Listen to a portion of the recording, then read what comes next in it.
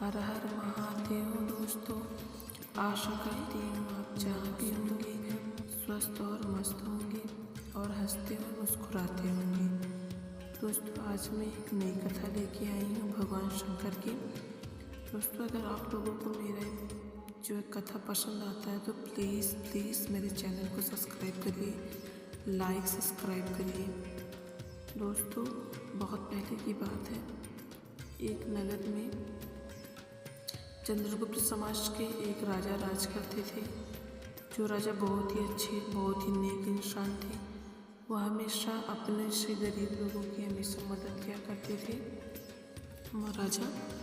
राजा की जो है बहुत ही दूर दूर तक चर्चा थी और उनकी 3 धर्म पत्नियां थीं, जिनमें से पहली पत्नी और जो सबसे छोटी रानी थी उनकी संतानें थीं, पर जो बीच वाली रानी थी उनकी कोई भी संतान नहीं हुई थी। वो रानी भी स्वभाव से ही बहुत अच्छी थी, पर उनकी कोई भी संतान नहीं था।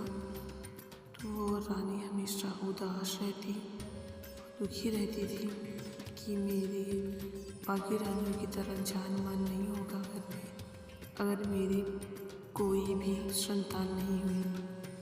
रानी ने एक दिन संदेशा भिजवाया कि राजा के पास संदेशा भिजवाया।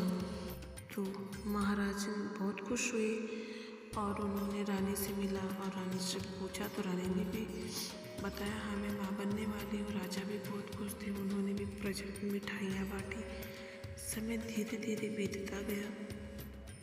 एक दिन रानी सोच रही है कि मेरा 9वां महीना भी शुरू हो गया है।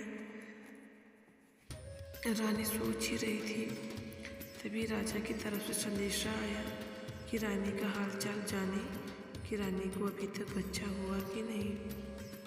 रानी ने फिर 1-2-3 दिन बाद फिर से संदेशा भेजा कि महाराज लड़की हुई है। राजा ने जब ये सुना कि उनके यहाँ लड़की हुई है तो राजा खुद स्वयं आए अपनी लड़की को देखने के लिए। पर जब वो रानी से लड़की को देखने का आग्रह किए तो रानी ने उनसे समझाते हुए कहा, महाराज अगर आप लड़की का मुंह देखेंगे तो आप पर घोर विपदा आ जाएगी या तो लड़की पर आएगी। राजा ने कहा, अच्छा ठीक है, अगर हमारे देखने से लड़की पे या मुझ पे विपदा आती है तो मैं लड़की को नहीं देखूंगा। और रानी ने कहा, जब तक मेरी लड़की का विवाह योग्य नहीं हो जाती तब तक महाराज आप लड़की का चेहरा कभी नहीं देख सकते हैं। महाराज ने रानी की बात सुनकर वापस चले गए और दिन धीरे धीरे बीतता गया। इधर राजा तो बहुत खुश थे कि उनके यहाँ एक पुत्री का जन्म हुआ है, पर महारानी बहुत उदास रहती कि उन्होंने तो महाराज से झूठ बोल दिया है कि मुझे एक पुत्री की प्राप्ति हुई है, पर उन्हें कोई भी संतान नहीं हुई थी। रानी के पास झूठ बोलने के अलावा कोई उपाय भी नहीं था, पर अब बोलने के बाद अब वो राजा से कैसे बचेंगी, हमेशा सोचती रहती थी। धीरे धीरे समय बीतता गया और एक दिन राजा ने संदेशा भिजवाया कि रानी से पूछो कि उनकी कन्या अब कैसी है। जब दासी आके रानी से पूछती है कि महाराज ने संदेशा भेजा है कि आपकी कन्या अब कितनी है, कितनी बड़ी हो गई है, तो रानी ने दासी से फिर से संदेशा भिजवाया कि महाराज से बोल दो कि आपकी कन्या शादी के योग्य हो चुकी है और आप अब कन्या के लिए वर ढूंढने का इंतजाम करें। जब ये बात महाराज को पता चली तो वो बहुत खुश हुई कि अब मेरी कन्या का विवाह हो जाएगा, अब वो विवाह करने के योग्य हो चुकी है। तो उन्होंने खुश होकर अपने मंत्रियों से कन्या के लिए वर ढूंढने के लिए बोले और मंत्रियों ने बहुत ही अच्छा घर वर ढूंढ के बताया। एक दिन समय देखते हुए एक दिन आया कि जब बारात घर पर आया तो रानी दूल्हे को परछने के लिए द्वार पर गई और जब दूल्हा का परछावन हुआ तो रानी दूल्हे का पैर छूने के लिए झुकी और रानी ने दूल्हे से वचन मांगा कि मुझे से आपसे एक वचन चाहिए कि मैं आपसे जो भी मांगूंगी आप मुझे मना नहीं करेंगे। राजकुमार को वचनबद्ध करके रानी ने उनके कान में धीरे से कहा कि आपको मेरी जान को बचाना होगा। दूल्हे ने बोला, ठीक है माता, आप जो भी कहेंगी मैं आपकी बात मानूंगा। और जब रानी के पास सुना कि मुझे तुम ही बचा सकते हो तो राजकुमार ने बोला, माता मैं आपको कैसे और क्यों बचा सकता हूँ। तब महारानी ने बताया कि मेरी कोई भी संतान नहीं है जिसे मैं तुम आपसे शादी करूँगी। राजकुमार ने बोला ठीक है और राजकुमार ने संदेशा भेजा जलाशय की तरफ जहाँ पर जनवासी में उसके बाकी लोग थे। राजा के पास भी संदेशा गया कि दूल्हे ने बोला है कि जब मेरी शादी हो तो कोई भी वहाँ आस पास उपस्थित ना हो। इस शादी को दूल्हा दुल्हन के सिवा बाकी घर का कोई भी नहीं देखेगा। शादी राजकुमार के कहे अनुसार हो गई और जब राजकुमार की विदाई हुई तो महारानी ने एक प्यारी सी चिड़िया को पाला था जो विदाई के समय महारानी ने राजकुमार के साथ विदा कर दी। और जब डोली गांव ससुराल की तरफ चल दी और राजकुमार के गांव पहुंचने में कुछ दूरी था तो राजकुमार ने संदेशा भिजवाया अपनी माता को कि मैं आपकी बहू को विदा करा लाया और आप कि दुल्हन का चेहरा कोई भी नहीं देखेगा जब तक मेरे छोटे भाई की शादी नहीं हो जाती है। राजकुमार की माँ ने बोला ठीक है। और जब राजकुमार दुल्हन लेकर घर आए तो राजकुमार अपनी दुल्हन को लेकर सीधा कमरे में चले गए और कोई भी नहीं देखा कि उनकी दुल्हन कब और कैसे उनके कमरे में गई।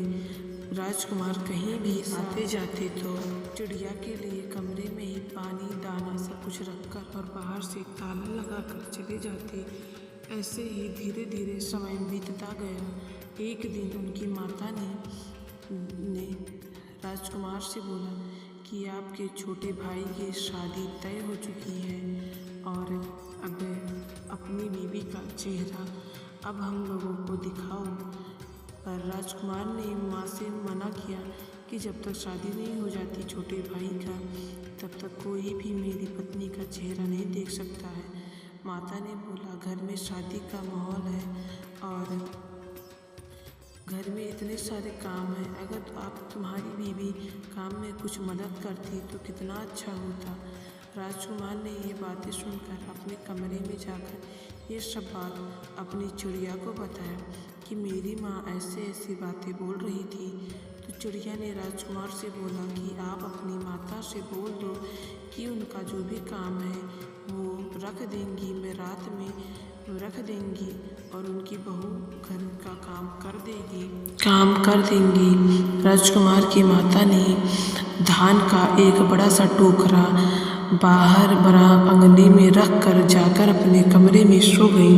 और जब राजकुमार की माता सुबह सोकर उठी तो वो देखती हैं कि चावल का एक एक साबुत दाना एक टोकरी में रखा हुआ है और जो छिलका है वो बाहर नीचे भूसी उसकी पड़ी हुई है। उनकी माता बहुत खुश हुई और पढ़ाई करते हुए बोली कि मेरी बहू कितना अच्छा काम करती है कि चावल को कूटी है और धान को कूटी है और धान का चावल का एक भी दाना नहीं टूटा है। ये मेरी बहू कितनी अच्छी है, जब वो इतने अच्छे से काम करती है तो कितनी सुंदर होगी। और जब राजकुमार अपनी पत्नी को ये बात बताई तो चिड़िया बहुत खुश हुई। उसने बोला कि मैं रात में उठकर जाके अपनी चोंच से एक एक दाने को धान कर निकाल के चावल अलग कर के रखी हूँ। राजकुमार को सुन के बहुत अच्छा लगा। फिर कुछ दिन बाद उनकी माता कहती है कि शादी का तो दिन सर पे आ गया है, घर में इतना ज़्यादा लिपाई पुताई करना है, मैं अकेली जान कितना काम करूँ। फिर राजकुमार अपनी पत्नी से जाकर ये बात बताते हैं चिड़िया से कि मेरी माता लिपाई पुताई करने के लिए बोल रही थी ऐसे ऐसे। तो चिड़िया ने राजकुमार से बोला, अपनी माता से बोल दो कि वो मिट्टी और गोबर को भिगा कर रख देंगी, मैं रात में जाकर अच्छे से लिपाई पुताई कर दूंगी। राजकुमार ने अपनी माता को जाकर ये बात बोली तो राजकुमार की माता ने राजकुमार के कहे अनुसार मिट्टी गोबर को अच्छे से भिगाकर बाल्टी में भर कर रख दिया। और रात हुई तो सब लोग सो गए, घर के सारे लोग। चिड़िया रात में उठकर आई और अपने चोंच में कपड़े को पकड़कर जो है लिपाई करती गई और आगे पीछे चलने से चिड़िया के पैर के पंजे उसी में छपते चले गए। पंजे से बहुत ही सुंदर डिजाइन बन गया। और जब सुबह हुआ तो राजकुमार की माता सोकर उठी और देखती हैं कि उनके आंगन में पूरे घर में अच्छे से गोबर डल गया है और उसमें अच्छे से डिजाइन बन गया है। उनकी माता फिर बहुत खुश होती है और कहती है राजकुमार से कि तुम्हारी पत्नी कितना अच्छे से घर का काम करती है, वो इतना अच्छा और साफ सफाई से काम करती है तो वो कितनी सुंदर होगी, कितना सुंदर डिजाइन बनाती है लिपाई में। ऐसे करते करते एक दिन शादी का भी दिन सर पर आ गया और शादी के लिए राजकुमार अपने भाई के बारात में जाने के लिए जल्दी तैयार हुए और वो गांव से बाहर बारात को लेकर के जनवासे तक पहुंच गए। जब राजकुमार जनवासे में जाकर पहुंचते हैं और जनवासे में सभी लोगों के साथ बैठे होते हैं तब उन्हें अचानक याद आता है कि आज वो जल्दी में जब बारात के लेकर निकले तो उनसे बहुत बड़ी गलती हो गई। वो अपनी चिड़िया के लिए कमरे में पानी रखना भूल गए और वो जल्दी बाहर चले आए। राजकुमार ने सोचा कि अब उसकी चिड़िया प्यास के मारे आज तो दम तोड़कर वहीं पर ही मर जाएगी।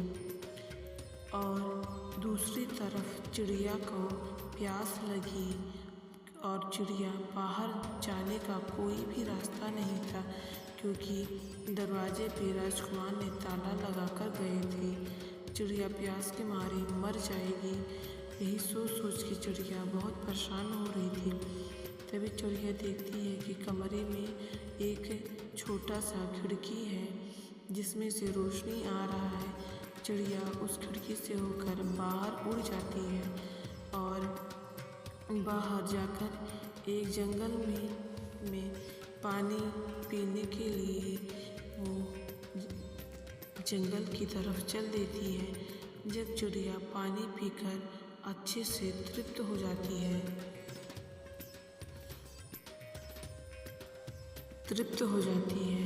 फिर वो पानी को चोंच में भर के सोचती है मैं लेकर उड़ जाऊं और फिर जाके अपने घर पे आराम से पानी को पीऊँगी।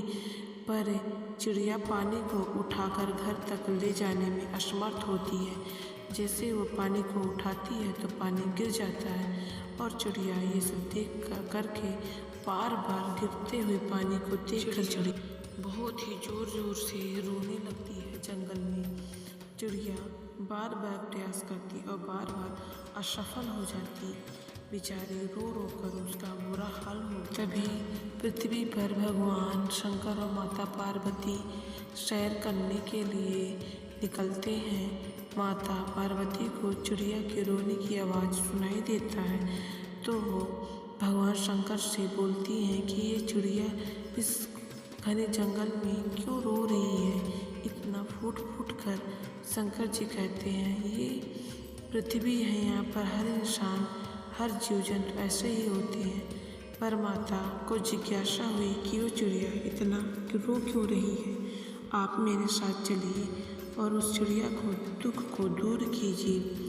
भगवान शंकर से बार बार आग्रह करने से माता पार्वती की बातों को सुनकर भगवान शंकर माता पार्वती के साथ उस चिड़िया को देखने के लिए जो है आकाश मार्ग से धरती पर आती हैं और आकर के चिड़िया के पास भगवान शंकर बोलते हैं, हे चिड़िया, कहते हैं, हे चिड़िया, तुम्हें क्या दुख है जो तुम इतना फूट फूट कर विलाप कर रो रही हो। तो चिड़िया माता से भगवान शंकर से बोलती है कि प्रभु, मैं एक राजकुमार की पत्नी हूँ और एक रानी के यहाँ पली बड़ी थी। उन्होंने मुझे पाला था और मेरी शादी इस राजकुमार से फेरा करवा के मुझे विदा कर दी है। और आज मेरे पति अपने भाई की शादी में चले गए हैं और उन्होंने मुझे पानी देना भूल गए और मैं इस जंगल में पानी पीने के लिए आई थी। पानी तो पी ली हूँ पर पानी को ले जाने की कोशिश कर रही हूँ तो मैं पानी को लेकर उड़ नहीं पा रही हूँ। इसीलिए मैं रो रही हूँ अपनी किस्मत पर कि मैं चिड़िया ना होती, कोई इंसान होती तो कितना अच्छा होता। वो राजकुमार भी दिल का बहुत ही अच्छा है और मैं एक चिड़िया हूँ। अपनी पूरी कहानी भगवान शंकर को और माता पार्वती को चिड़िया रो रो कर सुनाती है। तो माता पार्वती और भगवान शंकर को उस पर दया आ जाती है। माता पार्वती आग्रह करती है, हे नाथ, इस चिड़िया की किस्मत को आप ही संवार सकती हैं। तो भगवान शंकर ने चिड़िया को 2 छल्ला देते हैं। कहते हैं, एक छल्ला पहनेगी तो तू एक अच्छी सी लड़की बन जाएगी और ये जो बन जाएगी और तू पानी भर के पी के अपना लेकर अपने घर चली जा। और हाँ, ये दूसरा छल्ला पहनेगी तो तू फिर से चिड़िया बन जाएगी। भगवान शंकर की बात सुनकर चिड़िया खुश हुई और पहला छल्ला पहनकर लड़की बनकर पानी लेकर जो है अपने घर पर खिड़की के ऊपर लाकर रख देती है और फिर दूसरा छल्ला पहनकर चिड़िया बनकर अंदर आ जाती है खिड़की से और फिर पानी को लड़की बनकर अंदर ले लेती है। उधर राजकुमार का हाल बेहाल हो गया होता है। राजकुमार जल्दी जल्दी बिना बारात लिए घर वापस आने लगते हैं। जब वो घर आते हैं तो उनकी माता उनके वापस आने की बात पूछते हैं कि बिना बारात आए तुम वापस कैसे आ गए। पर राजकुमार बिना माता की बात सुने सीधा वो अपने घर के कमरे के अंदर जाकर अंदर से दरवाज़ा बंद कर लेते हैं और चिड़िया को ढूंढने लगते हैं। पर उन्हें वहाँ पर कोई भी चिड़िया नहीं दिखाई देती है। एक सुंदर सी लड़की उसे रहने बिस्तर पे बैठी होती है। राजकुमार जब उस लड़की को देखते हैं तो ज़ोर ज़ोर से चिल्लाने लगते हैं कि मेरी चिड़िया कहाँ गई, तुम मेरी चिड़िया के साथ क्या किए। तो लड़की ने राजकुमार से अपनी सारी बातें बताती है कि वो कैसे कैसे चिड़िया से लड़की बनी है। पर राजकुमार उसकी बातों पे भरोसा नहीं करते हैं। पर जब लड़की ने अपना दूसरा छल्ला पहना तो वो पहले के जैसी चिड़िया बन गई। राजकुमार ने बोला कि तुम फिर से लड़की बन जाओ जैसे बनी थी। जैसे ही चिड़िया ने पहला छल्ला पहना और लड़की बनी तो राजकुमार ने उसका दूसरा छल्ला लेके तुरंत ही आग में जला दिए और फिर दोबारा लड़की चिड़िया नहीं बन पाई। वो हमेशा हमेशा के लिए लड़की बनकर रह गई। इधर राजकुमार के भाई की बारात घर आ गई और जब दुल्हन की विदाई दुल्हन को पर्च कर अंदर लाना हुआ तो उनकी माता ने बीच रास्ते में ही जाकर रोक दिया कि जब तक तुम अपनी पत्नी का हमें चेहरा नहीं दिखाओगे तो तुम्हारे छोटे भाई की दुल्हन को हम अंदर गृह प्रवेश नहीं करेंगे। राजकुमार ने माता से बोला, माँ तुम परेशान मत हो, तुम्हारी छोटी बहू को तुम्हारी बड़ी बहू ही परछ कर अंदर लाएगी। और जब राजकुमार की पत्नी आती है, उसे देखकर उनकी सास इतनी मुग्ध मोहित हो जाती है कि उनकी बड़ी बहू सच में जितना सुंदर काम करती थी, सच में उतनी ही सुंदर उनकी प्यारी सी बहू है। राजकुमार की माता अपनी बड़ी बहू को देखकर बहुत ही खुश होती हैं और छोटी बहू को भी विदा करके परछ कर अंदर लाती हैं। ऐसे ही इनकी जो है ज़िंदगी शुरू हो जाती है। राजकुमार बहुत ही खुश होता है कि उसकी इतनी सुंदर सी प्यारी सी दुल्हन चिड़िया जो है एक लड़की बन गई है। और रानी की भी बात राजा को भी पता नहीं चलता। ऐसे ही भगवान शंकर ने जैसे इस चिड़िया के दुख को पूरा हल किया है, दुख दूर किए हैं भगवान शंकर, देव के देव महादेव, ऐसे ही सभी लोगों पर अपनी कृपा दृष्टि बनाए रखें। बस हमें भगवान पे भरोसा रखना चाहिए। जय हो श्री शिवाय नमस्तुभ्यम, हर हर महादेव। दोस्तों, अगर आप लोगों को मेरी ये कथा अच्छी लगी हो तो प्लीज़ मेरे चैनल को सब्सक्राइब करिएगा। अगर इस कथा में कुछ भी त्रुटियां रही होंगी तो आप मुझे प्लीज़ क्षमा करिएगा। मैं अच्छे से अच्छा करने की पूरी कोशिश करूँगी दोस्तों।